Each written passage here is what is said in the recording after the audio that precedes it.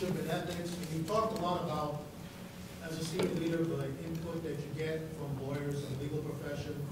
A lot of times they're focused on reducing liability to the organization. But if you go back to the ethical component, sometimes what's legal is not always what's right. And how, as a senior leader, do you balance those two things, doing what's legal as opposed to what might be ethically right, and somebody's doing the right thing might expose your organization to liability, but it's still the ethically right thing to do? You know, for the sake of the video here, I'm going to kind of summarize your question. How do you, I know the panel, you got that, but how do you balance that when between what is ethically the right thing to do and some of the legal constraints or advice that we get from attorneys? Someone on the panel want to start? Sure, I'll kick it off. I mean, I look at it from a number of different angles. You look at your city attorney, they provide you advice as to what the best course of action might be from a legal standpoint. That's advice. You have to be willing to say that I'm going to accept that advice or I'm not going to accept that advice, but thank you for it anyway. But you do put yourself out there when you do that. Potentially, it may involve city liability as well, so you have to do that from a position where you're comfortable doing it. But at the end of the day, we take an oath, and you have to be true to yourself. You have to be true to that oath.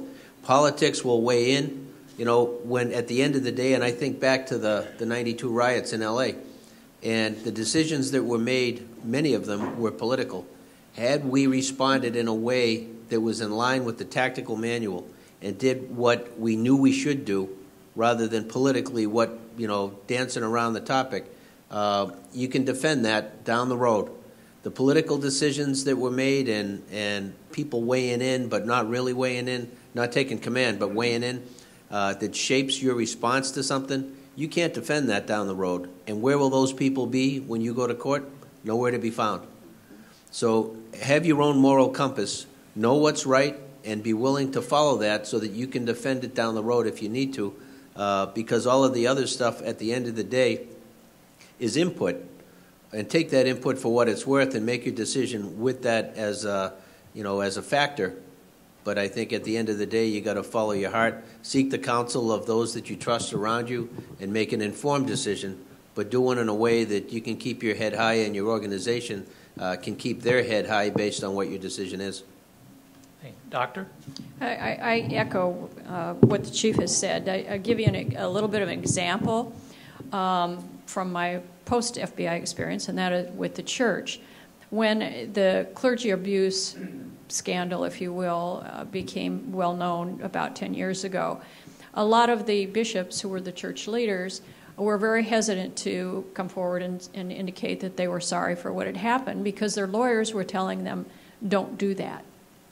But that was totally against the core value of what they stood for. What they stood for was, you know, goodness and peace and loving one another and treating each other with respect and dignity.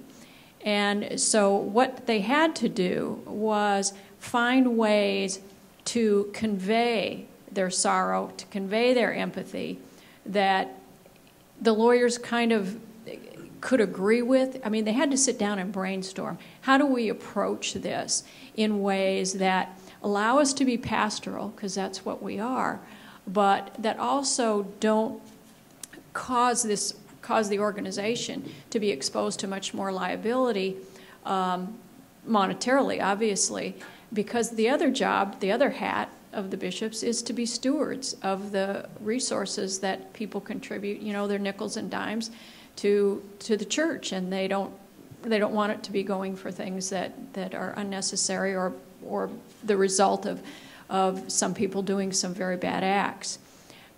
In the end, the thing that trumps all of that is character and ethics and morality, as the Chief said. You know, you have to be right. If you're gonna stand up and be something that you're not, be against what your core values are, you have nothing really to say.